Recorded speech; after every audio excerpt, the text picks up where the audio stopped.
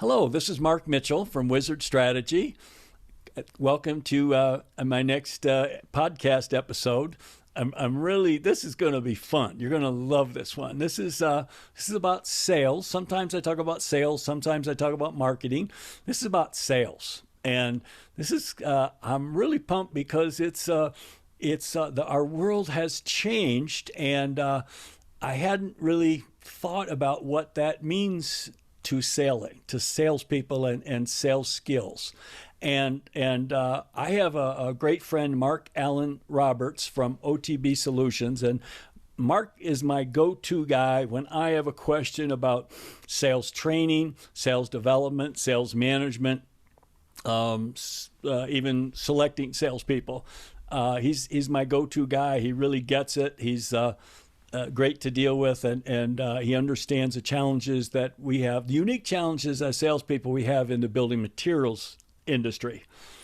And what started us off in a conversation was I've always thought about we have two types of salespeople. We have hunters and farmers. And I think about a hunter is a true business development person. They excel at getting up every day and going out like a hunter and finding something. And they may be after an elephant, but every day they may not come across an elephant. They may come across a rabbit that day, but they enjoy the hunt. And then the other type is the farmer, which you may think negatively of, but it takes two, in my experience, and Mark will have a lot more to say about this than I do, but it takes two types of salespeople. One is the person that enjoys and has that skill of going out at its extreme. They go out and make cold calls at little maybe more realistic is I'll call it a lukewarm call, where at least somebody's heard of the company and has an opinion about it, but they just haven't been able to be closed yet. That a hunter can work really well there. And then a farmer is someone that you could think just lets things be, but a good farmer, in my opinion, actually takes a loyal customer, and first of all, keeps them loyal, makes it more difficult for a competitor to take them away from you, and number two, looks for ways to grow that customer like growing a crop. And they're going to be better at that. And a hunter's going to feel out of place trying to be a farmer, and a farmer's not going to be necessarily the greatest hunter. And so I thought about those two. And then Mark just last week said to me, well, Mark, there's also two other kinds. And I said, what kinds are those? And he said, there's the babysitter, and then there's the fisherman. And what? So I'm gonna turn it over here to Mark, or introduce Mark, or he can introduce himself to us, and then I'm gonna have Mark just give us a brief thing about a babysitter, but then get into the fisherman, which is really what today's call is all about, or today's recording is all about. So, Mark, welcome to the podcast. Tell us, for those who don't know, just a little bit about yourself, and then tell us about just who are these new types of salespeople. Oh, thanks, Mark. It's always a pleasure to be working with you. And again, I really enjoyed your summit, and I look forward to the next one. I've been in sales and marketing for 36 years, and I help building supply manufacturers and channel partners grow their sales profitably. That's what I do. And for years, we've had the farmer and the hunter. And the only time that we see friction is when we ask a farmer to be a hunter or a hunter to be a farmer, as you indicated.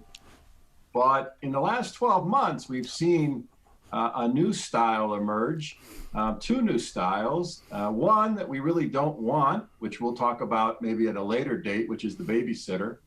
But the other one is the fisherman. It's pretty fascinating. If you envision, you already have a customer on the hook. Now we just need to reel them in. So you've worked with Mark, you've worked on your digital marketing, you now are getting leads. But what skills are required to be a fisherman? We're really clear on what it takes to be a hunter, right? Or you should be. What does it take to be a farmer? How do I grow my current accounts? How do I expand my share of wallet? How do I increase market share? Those are all things that those guys focus on. But what's this fisherman? I mean, they kind of were, the dawn of the fisherman happened as more and more people started working digitally. And those leads started coming in, people started shopping digitally.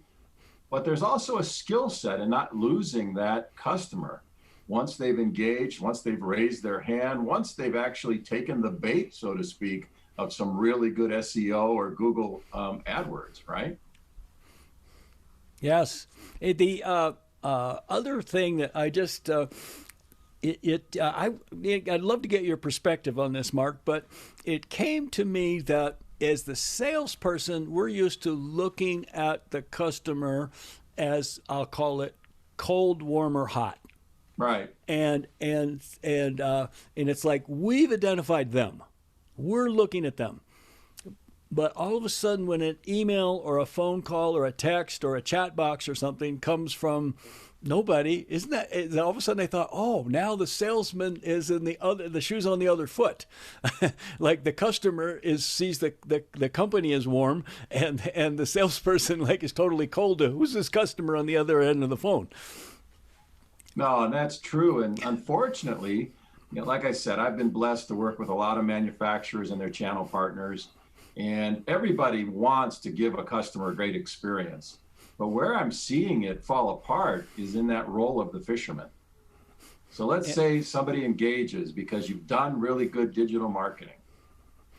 Well, what skills do we need so that we don't, so to speak, rip the hook right out of the client's mouth and make them swim somewhere else, right? That right there is the thing that got me when you introduced me to this concept, and I said, now what? And you said, well, these the salespeople are getting these inbound leads caused by digital marketing, and they're just as likely to rip the hook out of the fish's mouth. And oh my God, I'm now curious, interested. I now understand that this is a different set of selling skills. Yeah, and again, I've been the president and CEO of a couple companies, and nothing would drive me crazier than spending a whole bunch of money on marketing, getting a lead to come in, and having my team not be able to close it for whatever reason. Yes. Now, the lead's not only coming in, they're like wanting to start a relationship. They're wanting to give you their money. But what I'm seeing is people are jumping way too fast into a transaction. And what we're seeing is people who are in the fisherman role, which is an opportunity came in either digitally or in some other format. Don't jump just to a transaction, because the only difference between you and another transaction is price. We need to back up a minute and take some time. We need to work on those skills of discovery and qualifying. We need to really understand what's the application. And, again, all in the spirit of giving the customer the best experience. Nobody knows your products and services like you do. And the last thing we want to do is jump to a transaction that might not really be a good solution for that customer. What we're hoping is we get a couple of customers in, we reel them into the boat, they become a customer, and then we start farming and growing those customers. But it takes some skill sets. And again, it really concerns me that as people have really doubled and tripled down on their digital marketing investment, we really need to train salespeople how to handle those leads. Yes, I just see so many interesting analogies to comparisons to the fisherman, and I think the other is that many websites, unfortunately, their only call to action says get a quote, right, which is somebody that is way down the sales funnel. And in today's world, you're doing all kinds of other things to reach people who are just like, well, maybe we should, what if we got a new deck, honey? And what should it be? And how big should it be? I wonder what it would cost, and what it should be made of. And so I'm not ready, to have the hook ripped out of me yet. It's going to take a while to reel me in and land me. And so I think the salespeople can be, like you said, their mindset is to literally think that if they don't close right there on that call, that they failed. You're and right. I'm not a big fisherman, but I've fortunately got opportunity to do several like bone fishing and in Florida, and to go out and fish for some bigger fish, and to go on Lake Erie and catch perch and walleye, and to just see like wow how you have to the different skill sets that are required depending on your customer. I mean, if you're catching perch as a customer, you put two hooks in at a time and just they just jump in the boat for you. But if you're going after bonefish, they're very elusive and they're very smart and tricky, and you can throw a hook out there all day long and nothing's going to happen, like with trout or something. So I think that this is a really great, really great session here to just think about these new selling skills, because when the customer walked into a store or met with a contractor, they have a mindset about what's going to happen. But now, after COVID, now they're doing more things online and virtually, and they're discovering the parts of that they like. And they have their mindset about what they're looking for, but they don't have it printed on their forehead. Just looking, or would like to know this. Concerned about cost, maintenance. So they see it, but the salesperson sees it as okay. It's somebody. Let's close them. So I really. So it would seem to me, Mark, that this isn't a one size fits all. That No. you could have. First of all, the type of product you have. How big of an investment is this? Is this something you have to have, like a new roof when you have a leaky roof, or is this something that would be nice to have, like a new deck? And so each company would seem like would have to.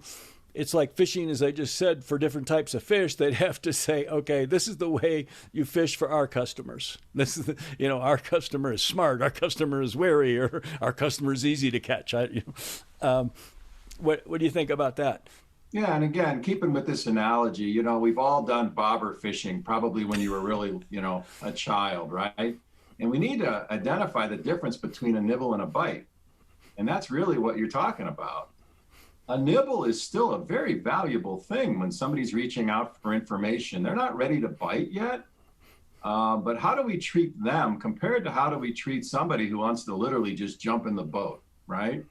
We can teach salespeople how to quickly qualify people. The trouble that we often see is salespeople don't even recognize the nibble, and they're actually losing their bait. So they're going on to another website. They didn't follow up. I have one client. It was really disturbing in the let's just say a very large building supply client, and about 70% of the leads that sales was being given were quickly disqualified. Nobody was following up on them.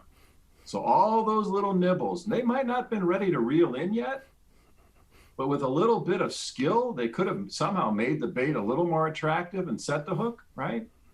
So again, I really like this analogy of fishermen.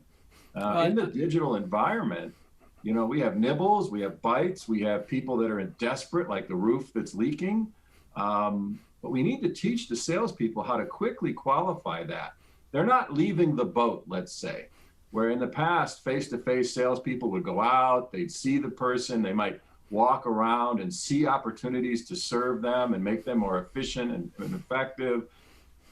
We got to be able to help people ask really good questions so they can hear what they used to be able to see. So I've created some courses on how to create commercial conversations for the fishermen. That's great. Yeah. I think also, Mark, that just to sometimes it's everybody, kind of wants to put something in a box. And so to me, I look at the world of building materials as commercial and residential and new construction and remodel, repair, retrofit. And Right. what we're talking about here, we may have been using words like deck and roof or something, and people go, oh, they're talking about residential. What we're talking about also applies to architects, general contractors, owners, facilities managers, subcontractors, both commercial and residential, both new construction and repair, remodel, retrofit.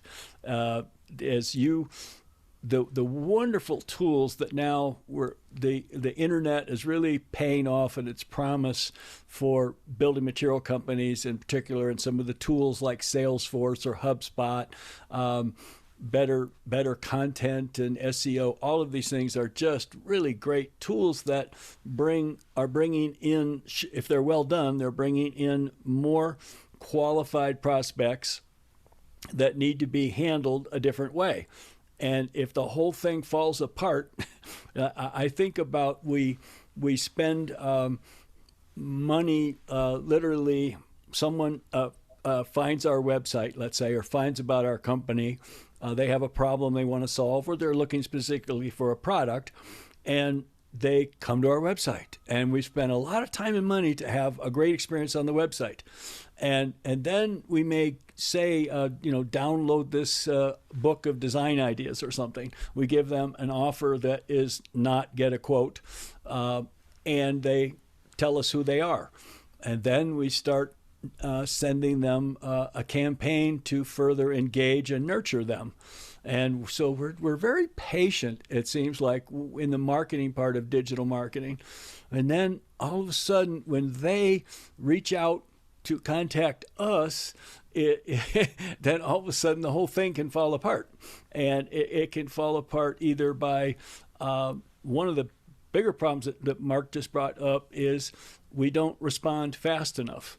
People today want to accomplish a task, and a task can be that I've got an appointment scheduled with somebody, a time, or somebody's going to send me something, but when I fill out something or make a call and leave a voicemail or send an email and get no response for a few days, I've already probably gone to your competitor.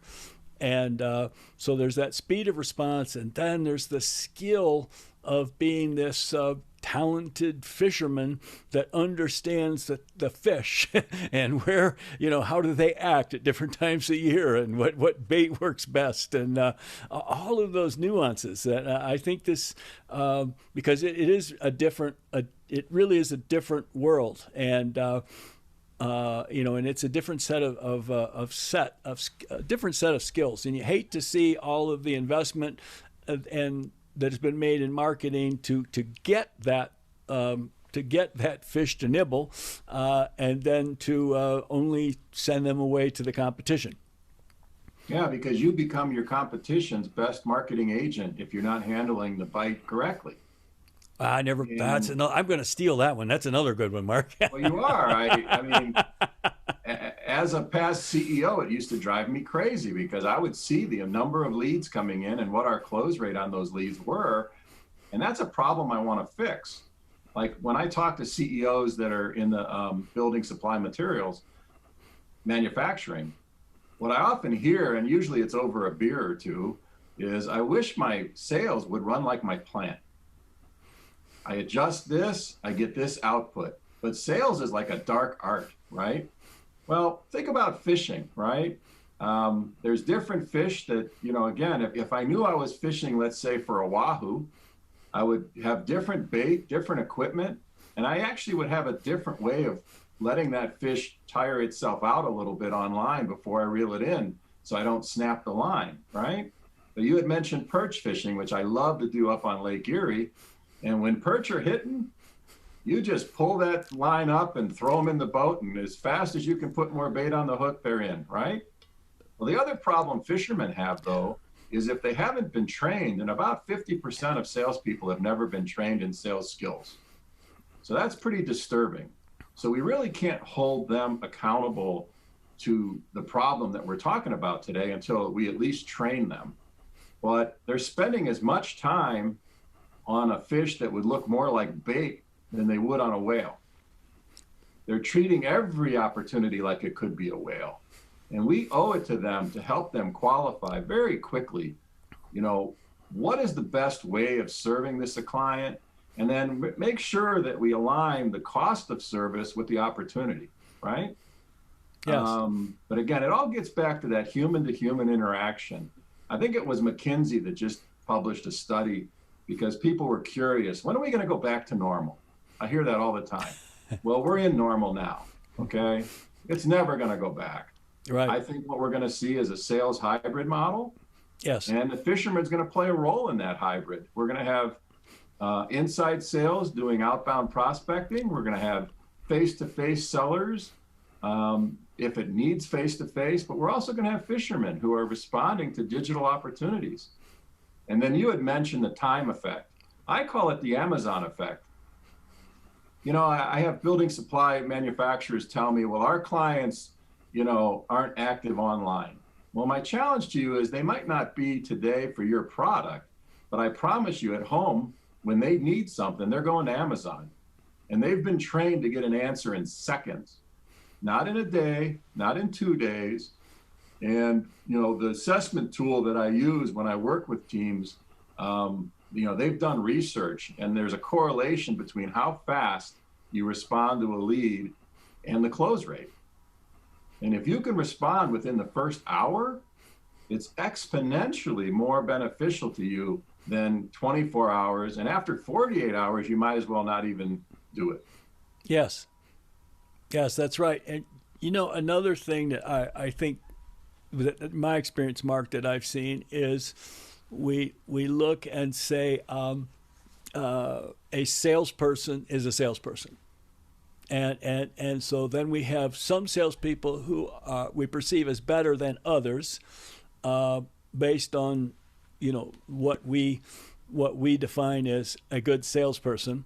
And then we, you know, then the other people are not as good as the person that's the best.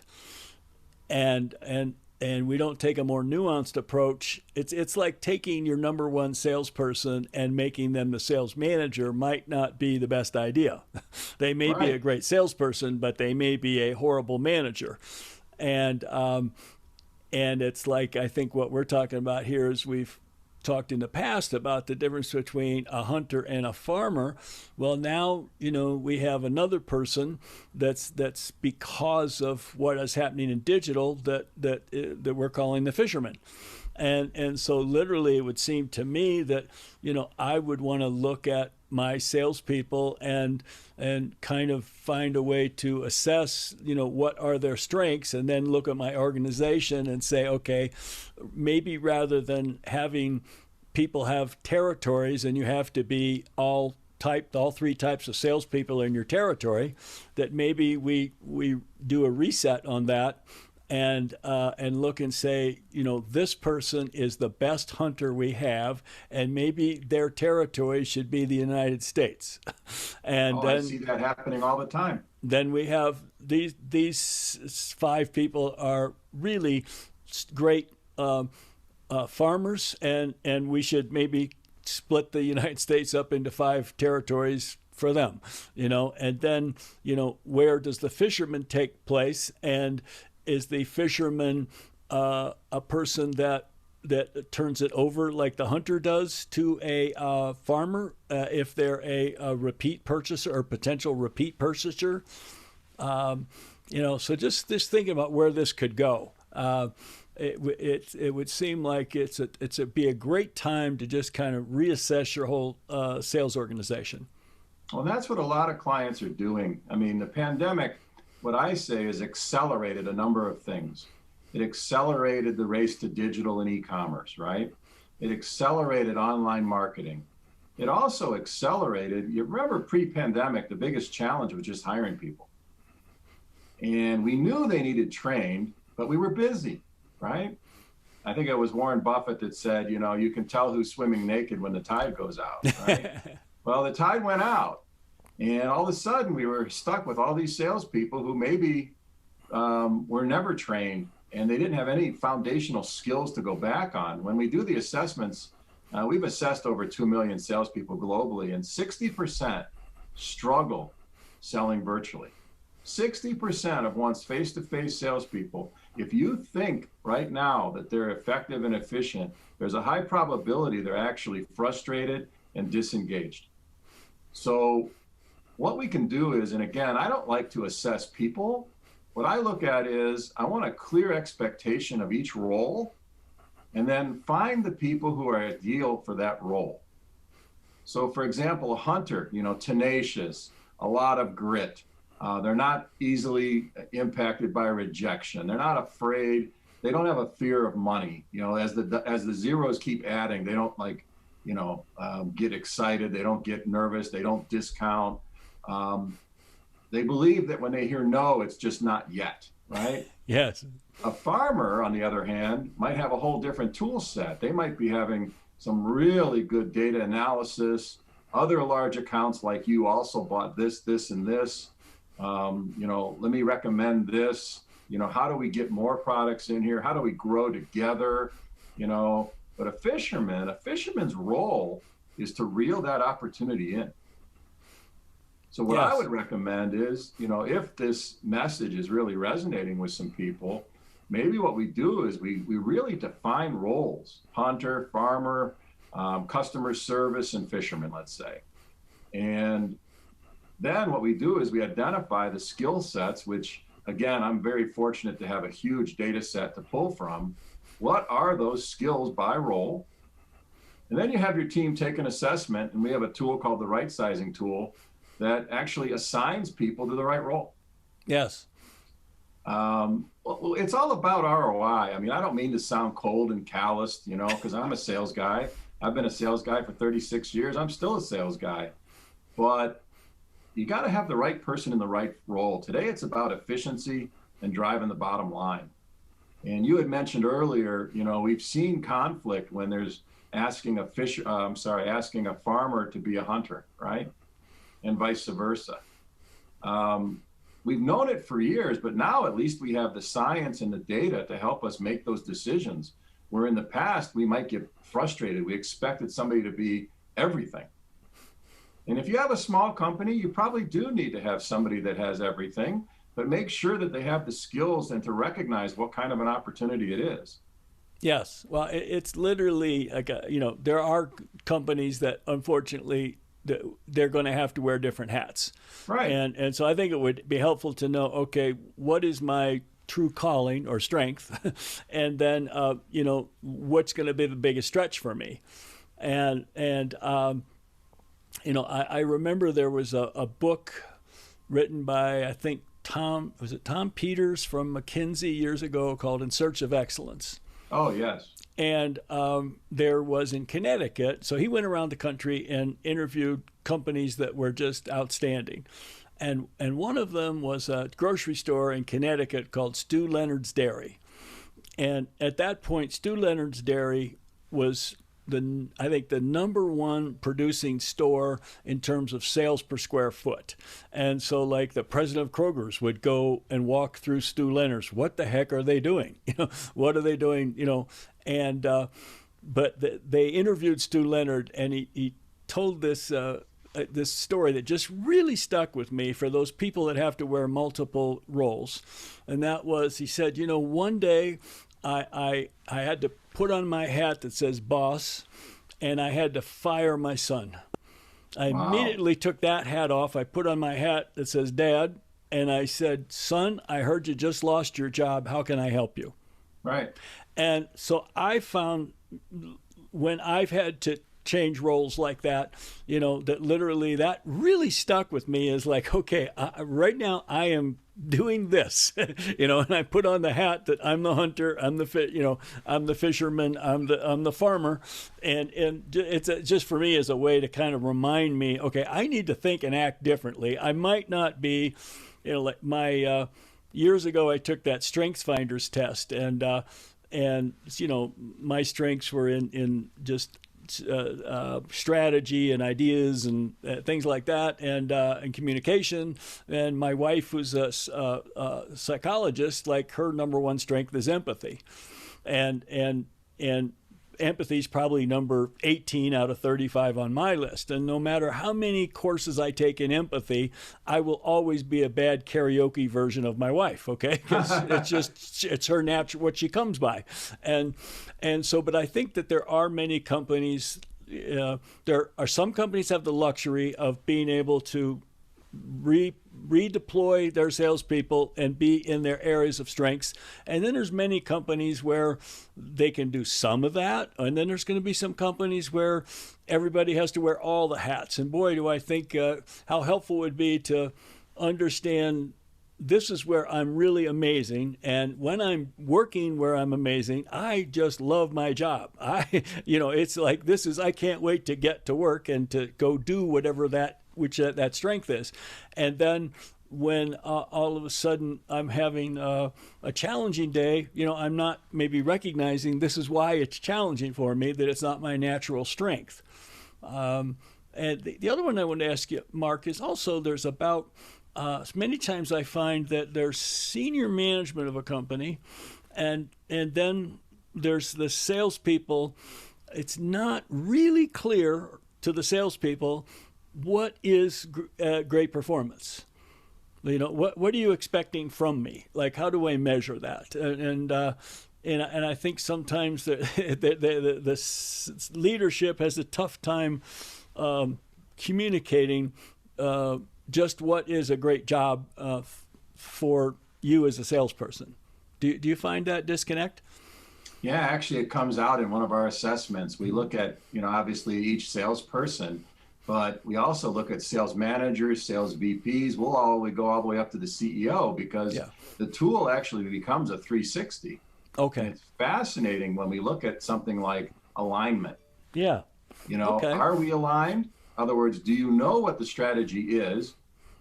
Oftentimes we hear yes, but do you believe in it? That's when there's some really aha moments. I just did one recently where everybody on the team, that's about 86% of the sales team, believed in the sales strategy. Yes. But where it fell apart was marketing and how they ran the business. Yes. And the CEO just was shaking his head saying, we just had a meeting about this. And what I had to share with him was, you're right, you had a meeting, you shared, but the people don't believe. So until they believe, they're going to keep acting like they always have. Yeah, that's true. Yeah, that's great. I think what we do is, I love your analogy of hats. Just imagine if you're going fishing, you might have a hat to keep the sun off of you, maybe have a few fishing flies stuck in it, right? If you're going hunting, it's probably hopefully for your sake, bright orange, so nobody shoots you, right? And farming, again, you might be a baseball cap just to keep the sun off your face, right? Yes. But what if we could create training so that very quickly a person on the phone or face-to-face knows what role they're in, what kind of customer is this, and how to treat them? Yes. That's going to improve your close rate. Yeah, another point that's happening with the digital marketing and the Fisherman is we may have been used to being most familiar with our first customer, who may be a distributor. Right. And then the distributor sells to somebody who then sells to somebody. Right. And so we've been most familiar with that first customer, and then maybe the second customer as the contractor, or we'll say builder, and so now it's wide open. Like, who could, anybody could be coming in to get information.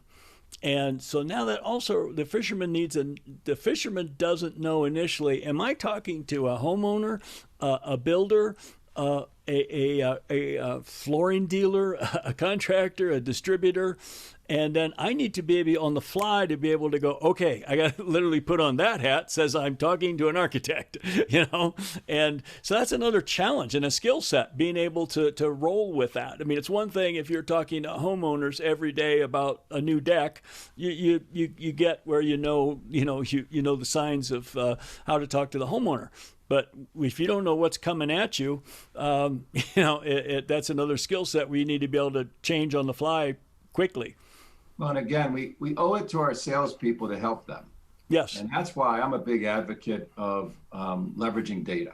So we've talked about assessing your sales team. How about figuring out what your customers value? You had mentioned, the entire value chain in the building supply, industry.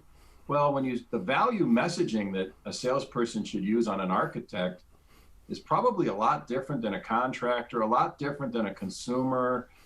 So again, if we teach them how to qualify very early in the conversation and equip them with good questions that help you demonstrate competence and build trust with really strong messaging that we know that particular buyer persona, for the lack of a better term, values, that's when you're going to start improving close rates. What's frustrating for me to watch, and again, I attend a lot of calls. Lately, I've been helping teams with this new dialing tool that makes prospecting fun. They treat everybody the same. And that's just like, through email to 1,000 people hoping, just one little person nibbles, right? Right. But with digital, they've already nibbled, they're interested. Now we just need to quickly qualify and reel them in. And I think it's, again, I go back to training because I've been a sales trainer most of my career, and we owe it to our people to train them so that when they're in a situation, they know what to defer to. If you ask buyers what's driven them nuts for the last 35 years, as I have, is salespeople who don't listen and they don't know my business.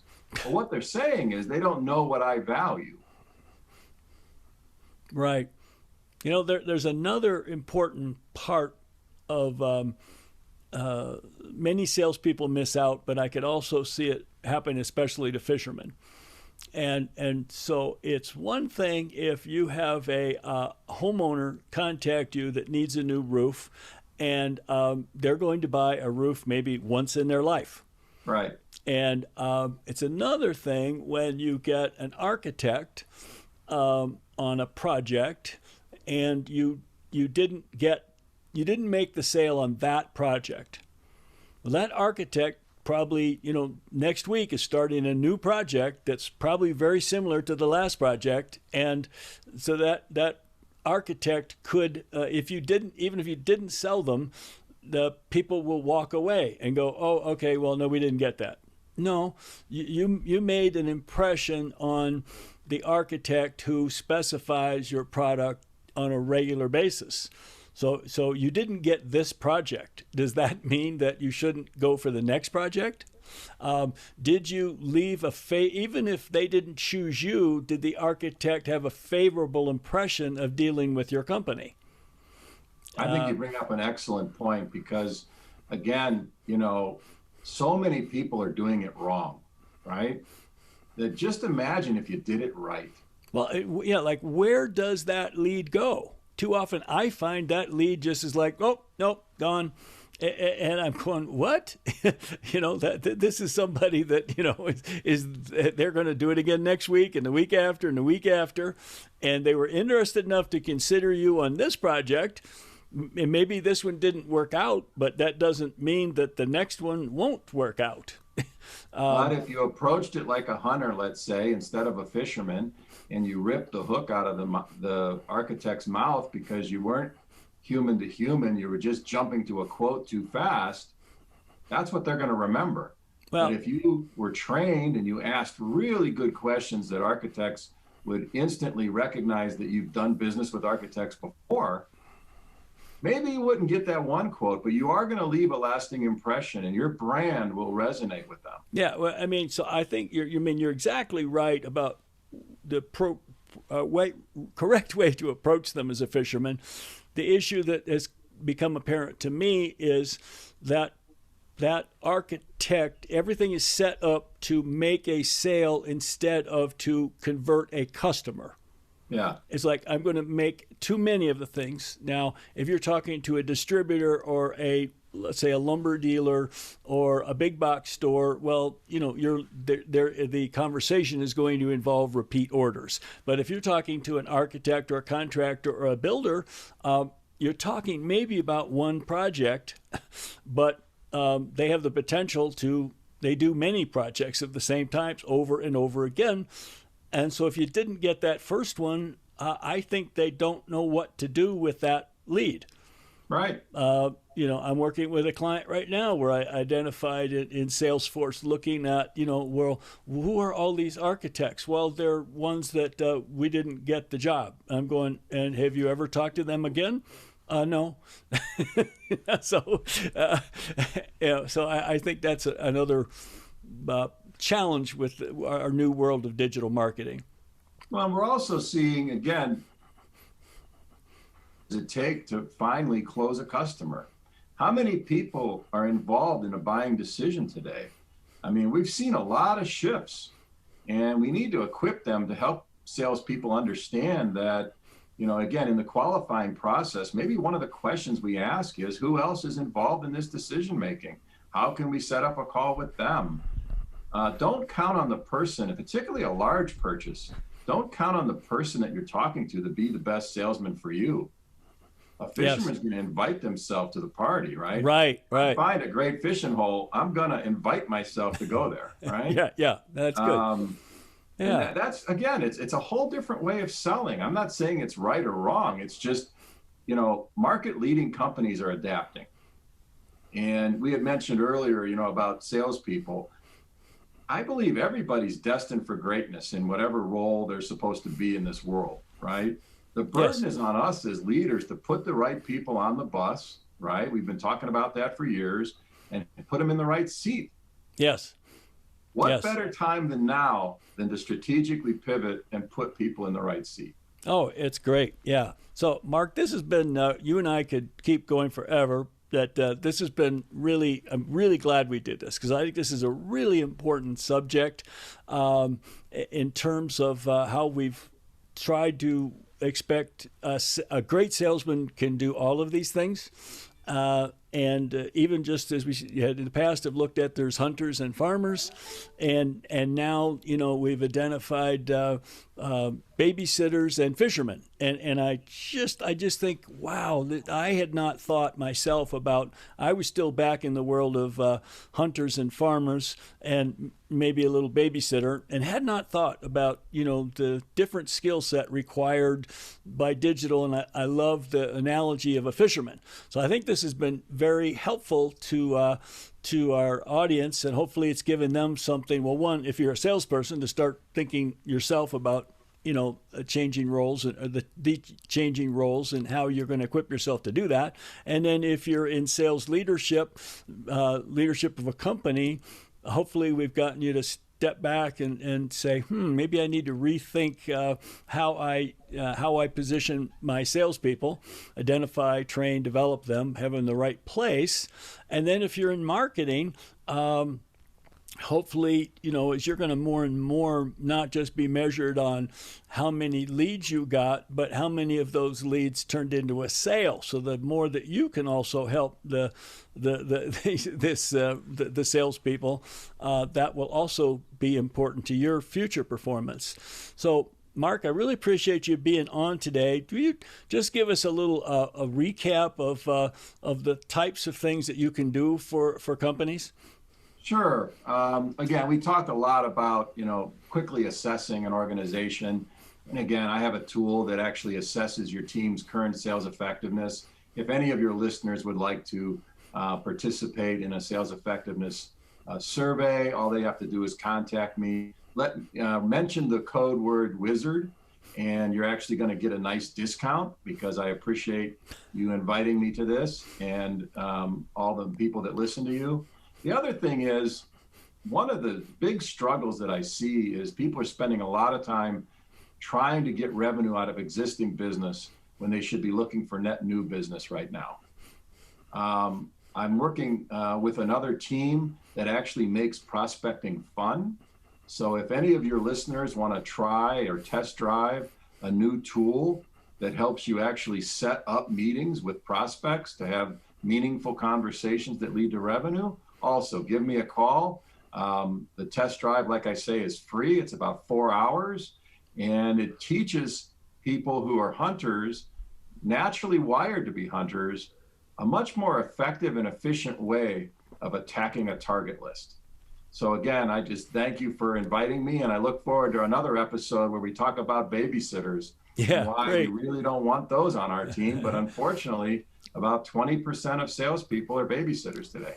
Yeah, so Mark and I plan to do a session like 4 of these. This is the first one, and to talk about we talked about fishermen today, to talk about babysitters who you don't want, and then talk about hunters and talk about farmers. So in upcoming episodes, we're going to cover all four of those.